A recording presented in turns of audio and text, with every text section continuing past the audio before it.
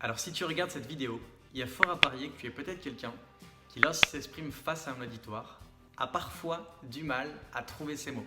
Tu es peut-être quelqu'un qui cherche ses mots, qui se sent stressé et qui a l'impression de ne pas pouvoir s'exprimer correctement.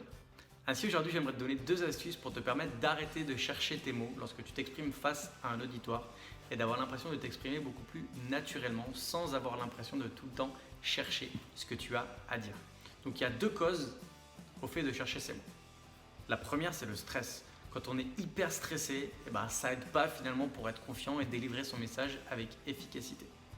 Et il y a une erreur que la plupart des personnes font et que j'ai moi-même fait et que je fais encore des fois parce que je fais face à des challenges qui me challengent justement et qui sont un peu compliqués, c'est d'être stressé. Et le problème qu'il y a lorsqu'on est stressé, c'est qu'on cherche à parler vite et rapidement. Et ça nous met encore plus dans un état de stress.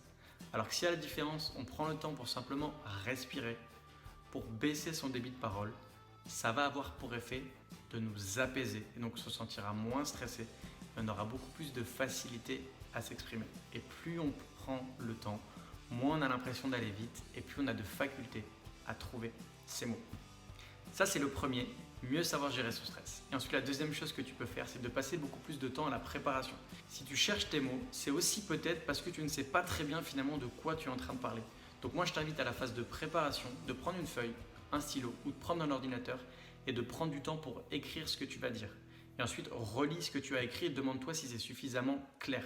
Plus c'est clair à l'écrit, plus ce sera clair dans ta tête et plus le jour où tu auras à t'exprimer devant un auditoire, tu auras de facilité à le retranscrire puisque ce sera beaucoup plus clair dans ton esprit.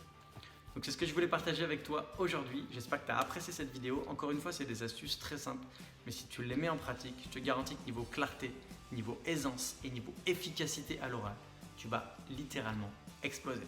Donc abonne-toi à la chaîne YouTube et laisse-moi un commentaire sous la vidéo pour me dire laquelle de ces 2 astuces tu vas mettre en pratique. Est-ce que tu es plutôt quelqu'un qui est stressé ou est-ce que tu es plutôt quelqu'un qui ne sait finalement pas très bien ce qu'il partage avec le public?